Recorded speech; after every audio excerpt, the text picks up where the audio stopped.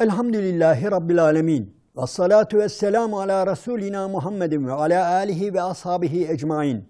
Allah'ın selamı, rahmeti, bereketi üzerinize olsun aziz ve muhterem kardeşlerim. Kur'an İklimi programındayız ve Mü'minun suresi üzerinde duruyoruz. Ve orada Bismillahirrahmanirrahim. Kad eflahal mü'minun. Mü'minler felaha erdiler. Kim? Ellezine hum fi salatihim haşiun. Namazlarını huşu ile kılan müminler felaha erdi buyuruyor. Ve huşu nedir? Bu konu üzerinde duruyoruz. Epeyce 3-4 defa sohbet ettik huşu meselesini anlatmak için. Ama her şeye rağmen eksik kaldı. Bir konuya daha temas etmek istiyorum bu sohbetimizde. Muhterem izleyenlerim, Allah-u Teala ile ciddi bir bağlantı kurabilmek için, huşu sahibi, huşulu bir namaz kılabilmemiz için gerekli şeylerden birisi de özellikle farzları biraz uzatmamız gerekiyor.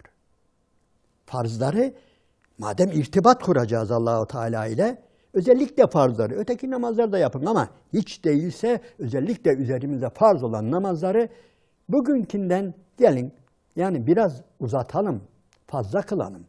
İrtibattan bahsediyoruz. Allah-u Teala ile bağlantı kurmaktan bahsediyoruz. 5 dakika sürüyor bakıyorum bazılarının namazı. Azizim nasıl irtibat kuracaksın ki 5 dakikada? Toparlanamazsın bile. Yani benzetmek olmasın, kelimeler biraz yanlış da yani bir meditasyon, bir şey yapabilmek için normal bir dünyada bile birisiyle bir irtibata, bir bağlantıya, bir şeye koordine şey yapmak için yani biraz uzun bir vakit. Ya namazı uzatacağız ya Allah-u Teala ile irtibat kurmaya namazın dışındayken başlayacağız. Ancak kurabiliriz. Yani düşünün hele şurada birisiyle dedikodu yapıyoruz. İşte şu şöyleydi de bu böyleydi de ben geliyorum yaz çiz onu falan. Allahu Ekber. Sen neredesin şimdi? Allah-u Teala ile irtibat mı kurdun? Hayır. Demek ki bu işe namazın dışında başlamalıyız.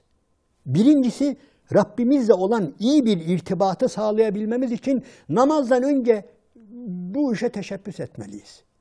Rivayete göre Hazreti Hüseyin radıyallahu anh, canımız ciğerimiz, mescide girerken böyle çok dikkat çekermiş. Beti, benzi böyle geçermiş yani böyle. Sarı, hastalıklı falan. İşte ya Hüseyin, hayırdır ne bu halin, durumun iyi değil. Hayır ne var ki? İşte betin, benzin, sarı şu. Ben nereye gidiyorum biliyor musunuz? Ben şu anda kimin huzuruna gidiyorum biliyor musunuz buyururmuş. Ya biz de bu işin farkında olacağız.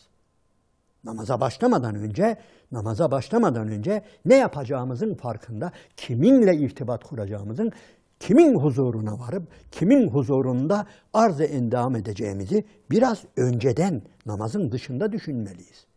Bu çok önemli bir olay. Ve ancak o şekilde yapabiliriz.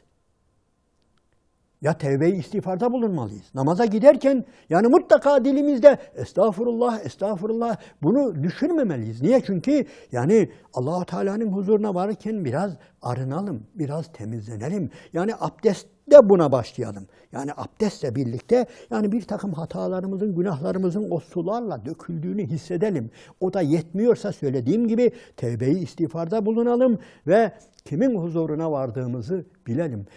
Muhterem izleyenlerim, belki günah olur yani bir misal vereceğim. Yani ya getirdiğin misale bak dedi ama hayatta biz bunları görebiliyoruz. Yani bir şarkıcıya, bir saz çalan ustaya, yani bir klasik müzik söyleyen birisine ya bir söyle de dinleyelim dediğinde eline saz alıp dambur dumbur girmez. Aklı başında bir müzisyense o sesi bulmak için, o makamı bulmak için artık rast makamında mı söyleyecek, uşak makamında mı söyleyecek? Dikkat edin, o sesi bulmak için epeyce uğraşır öyle değil mi? Ta ki kafasında, zihninde, kulağında o sesi, o makamı yakalasın. Aksi takdirde yani olmaz öyle şey. Günah olmasın, biz de hiç değilse namazımıza benzetmek olmasın, buna benzer hazırlıklarımız olmalıdır. Yani farz kılıyoruz. Allah ile irtibat kuracağız Rabbimizle. Hemen Allahu Ekber, efendim dua, Fatiha, Elemtere, yat kalk falan Bilmiyorum yani nasıl bir irtibat bu. Onun için baştan irtibatlı olmalıyız. Huşu sahibi olabilmemiz için namazın dışında irtibatlı olmalıyız. Ve tabii eğer fazla günahlarımız, şunlarımız, bunlarımız varsa bunlar da çok zor yani. Allah affeder, o ayrı bir olay. Affedeceğinin farkına varsak zaten Allah ile irtibata da geçmiş demek. Zaten bir insan utanıyorsa, ya ben namaz kılacağım ama biraz evvel ne yaptım diyorsa, elhamdülillah bu da iyi bir şeydir. Ha? Yani kötülüğü yapmak iyi bir şey değil ama bir insan namaza gelirken, ben şimdi Allah-u Teala'nın huzuruna gidiyorum, namaz kılacağım ama biraz evvel yaptığım, bağırdığım, çağırdığım, dedikodum, gıybetim, haram, şu bu falan, bunlar aklına geliyorsa elhamdülillah bu da bir seviyedir. Ha. Yani çünkü mümin günahının farkında olandır. Münafık ise yani Efendimiz Aleyhisselatü Vesselam öyle buyuruyor. Yani bir mümin bir günah işlediği zaman o günah biraz sonra tepesine çökecek dev bir kaya gibi arkasında ve biraz sonra kendisini ezecek bir kaya gibi görür onu diyor. Ama bir dağ gibi, hatta bir dağ gibi.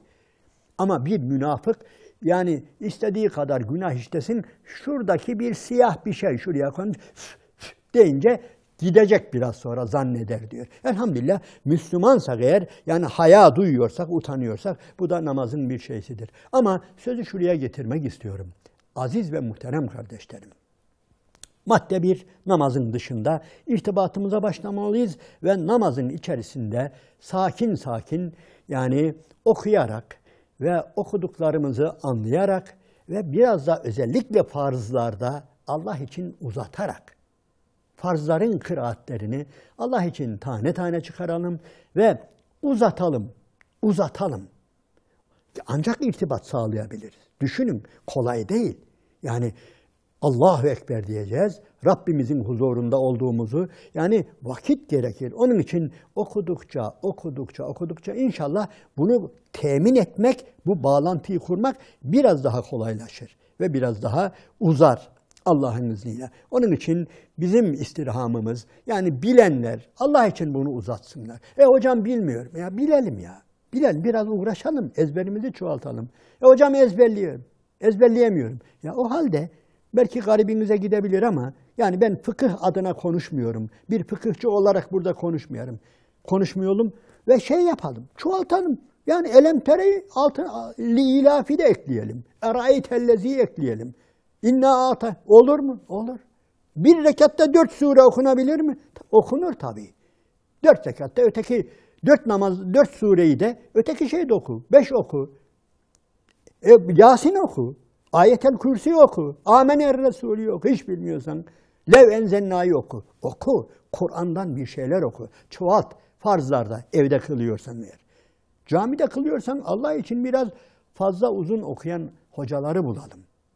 Yani burada bu konu ayrı bir konu. İnşallah bir gün temas edeceğim. Yani dil uzatmak adına değil de ta uzak bir camiye gidiyoruz şöyle. Ya adam hemen inna atayna ile koskoca namaz bitiyor. İnna atayna kul huvallahu ahad. Evet, aziz ve muhterem izleyenlerim. Uzatalım. Başka rükuları da uzaltalım. Bak hatırlayın. Dedik ki daha önceki sohbetlerimizden birisinde Semiallahu limen hamide deyince epeyce duralım dedik.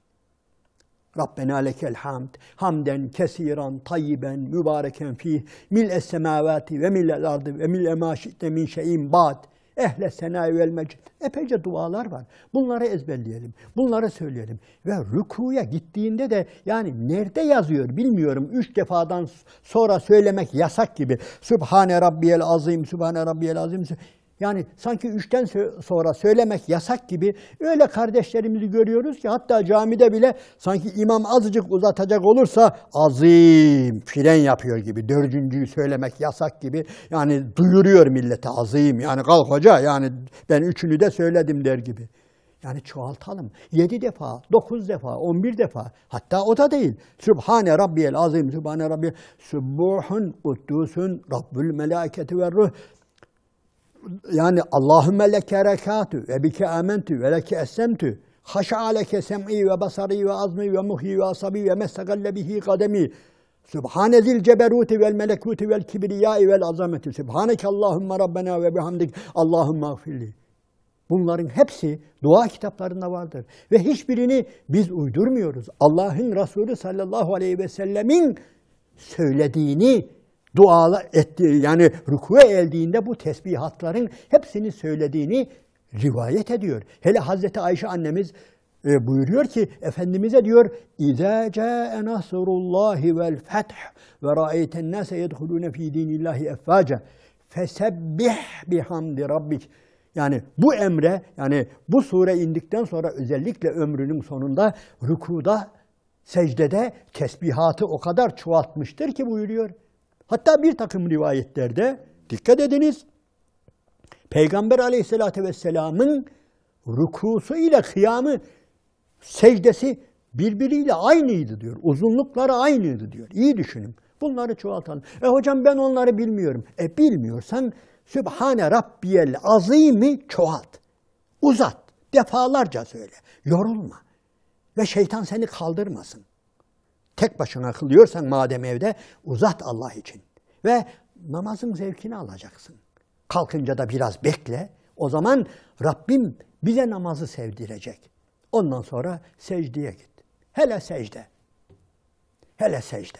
Secde, Efendimiz ısrarla uzatmamızı istiyor. Secdeleri uzatmamızı istiyor. Belki garibinize gelebilir ama yani secde Rabbimize en yakın olduğumuz an. Niye o zaman dua etmiyoruz ki? Hangi duayı? Tamam tesbihatı okuyalım. Yine aynen yani Sübhane Rabbiyel Ala, Sübbuhun Kuddusun Rabbül Meleketi ve Ruh, Sübhane Zil Ceberuti vel Melekut. Buna benzer. Allahümme leke secettü ve bike amentü ve leke eslemtü. Secede vecihe lillezi. Bu dualar var. Bunların hepsi Kur'an'dan derlenmiş. Efendimizin duaları. Bitti mi? Bitmedi. Başka? Eğer evdeysen, aziz ve muhterem kardeşlerim, dikkat edin. Evdeyseniz, tek başınaysanız Allah için uzatın ve hani namazın sonunda durmadan dua ediyoruz ya, onu namazın içine alın, secdeye alın. Ezberleyin bir takım duaları. Efendimizin yaptığı duaları ezberleyin. Ve orada kendinize dua edin. Evladınıza, secdede evladınıza dua edin. Allahümme aslih dinena ve dünyana. Allahümme aslih evladena. Allahümme aslih benatena. Yani kızlarımı, gelinlerimi, evlatlarımı, torunlarımı alimlerden eyle, ıslah eyle. Söyle. Yani ne demek? Yani en yakın olduğum halde Rabbime benim en yakın vaktim secdem ve ondan sonra secdeyi hemen yapıyorum. Namazın sonunda yalvarıyorum. Namazın sonunda tamam yalvarmak da yani Allahu Teala elimizi boş çevirmez ama en yakın tabir caizse Allahu Teala'nın rahmetini galeyana getirdiğimiz, coşturduğumuz bir andayız. Secdeden kalkmıyoruz, inadına kalkmıyoruz. Ver Allah'ım, kalkmıyorum der gibi. Bir dilenci gibi isteyelim. Yani bir dilencinin yaptığı gibi. Yani öyle dilenciler var ki gitmiyor. Biz de gitmeyelim. Allahu Teala'nın huzurundan gitmeyelim. Allah'ım ver bunu bana. Ver. Evladımı ıslah eyle, anamı babamı ıslah eyle, eşimi ıslah eyle, beni ıslah eyle. Allahümme e'izzel İslam'e vel müslimin. Müslümanları aziz eyle, İslam'ı aziz eyle. Bizi buna vesile eyle Allah. Ya bunlar hep Arapça. Ya Arapça bilmiyorsanız illa yani kendi dilinizde değil. Bak ben oraya karışmıyorum. Ağzımız Sübhane Rabbiyel Ala desin durmadan ama kalbimizden geçirelim. Allah'ım şunu da yap, şu isteğimi de yap, şunu da yap, bunu da yap. Olur mu? Bal gibi olur. Niye olmasın? Hem de niye yani namazdan sonra yapacağız ki?